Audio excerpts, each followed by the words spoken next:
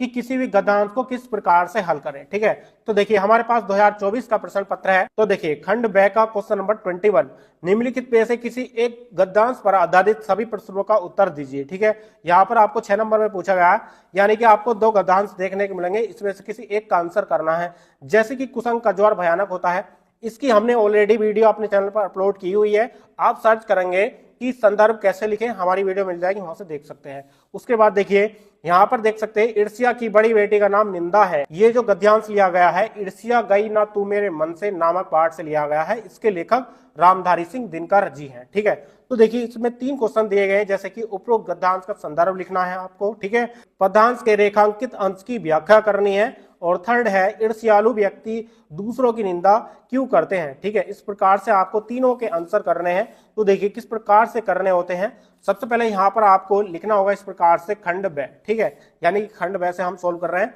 उसके बाद देखिए यहाँ पर गद्यांश को कैसे हल करें, ये हमने फोटो के लिए लिखा, इसको नहीं लिखना। उसके बाद देखिए प्रश्नोत्तर संख्या 21 का ख, यानी कि प्रश्नोत्तर संख्या 21 का ख हम हल करेंगे। ठीक है, तो इस प्रकार से आप लिख सकते हैं, जिससे कि एग्जामिनर को प्रॉब्लम ना आए। उसके बाद देखिए यहाँ पर संकेत लिखना है, यानी कि संकेत में ईर्ष्या, यानी कि यहाँ पर आप देख सकते हैं शुरू के 2 वर्ड उठाएंगे कि ईर्ष्या की, उसके बाद लास्ट के 2 वर्ड उठाएंगे, जैसे कि दिया जाऊंगा। ठीक है, तो इस प्रकार से ईर्ष्या की ... दिया जाऊंगा। ठीक है, इस प्रकार से आपको संकेत में लिख देना है, जिससे कि एग्जामिनर को कंफर्म हो जाए कि आपने दूसरा खंड किया है। ठीक है, उसके बाद देखिए यहाँ पर देख सकते हैं कि उपरोक्त गद्यांश का संदर्भ लिखिए, यानी कि देखिए हमें संदर्भ लिखना है। तो इस प्रकार से फर्स्ट पॉइंट डाल करके लिखेंगे संदर्भ।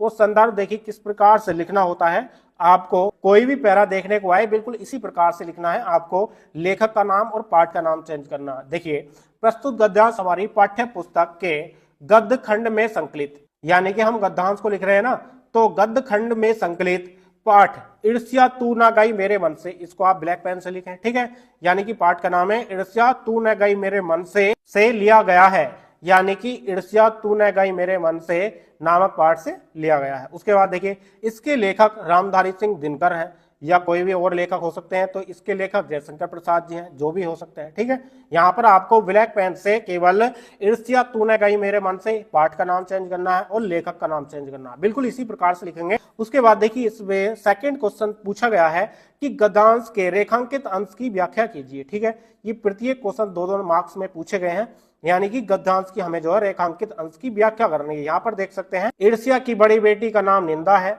जो व्यक्ति ईर्ष्यालु होता है वही व्यक्ति बुरे किस्म का निंदक भी होता है, यानी कि जितना ये अंडरलाइन किया गया है इसकी हमें रेखांकित अंश की जो है व्याख्या करनी होती है। ठीक है, तो देखिए किस प्रकार से करनी है, यानी कि ईर्ष्या की बड़ी बेटी का नाम निंदा है। सबसे पहले इसका आप अर्थ लिख देंगे। ठीक है, जैसे कि यहाँ पर देखिए लेखक कहता है कि बड़ी बेटी का नाम निंदा है, यानी कि लेखक इसमें क्या कहता है कि बड़ी बेटी का नाम निंदा है। अर्थात यानी कि इसका अर्थ क्या है कि जिस व्यक्ति में ईर्ष्या करने का भाव उत्पन्न हो जाता है, ईर्ष्या मतलब निंदा करने का, यानी कि दूसरे की बुराई करने का। ठीक है, यानी कि जिस व्यक्ति में ईर्ष्या करने का भाव उत्पन्न हो जाता है उस व्यक्ति में निंदा करने की आदत अपने आप पड़ जाती है। यानी कि जो व्यक्ति जो दूसरों की निंदा करता है ना, यानी कि उसको जो है एक तरीके से आदत पड़ जाती है, यानी कि इस प्रकार से लिखेंगे कि उस व्यक्ति में निंदा करने की आदत पड़ जाती है।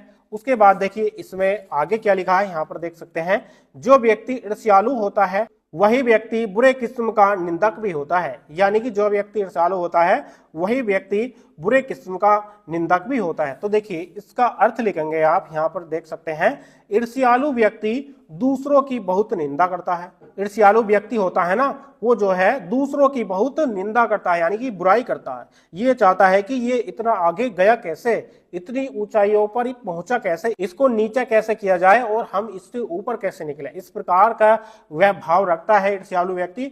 यानी कि ईर्ष्यालु व्यक्ति दूसरों की बहुत निंदा करता है। इस निंदा में भी उसे एक आनंदानुभूति होती है, यानी कि आनंद की अनुभूति होती है। यानी कि जब वह निंदा करता है ना या दूसरों की मजाक उड़ाता है, ठीक है, तो उसको जो है आनंद की प्राप्ति होती है, इसलिए करता है। ठीक है, उसके बाद देखिए इसमें जो नेक्स्ट क्वेश्चन पूछा गया है, यहाँ पर देख सकते हैं ईर्ष्यालु व्यक्ति दूसरों की निंदा क्यों करता है। तो देखिए इसका आंसर आपको खुद से बना बनाकर करना होगा।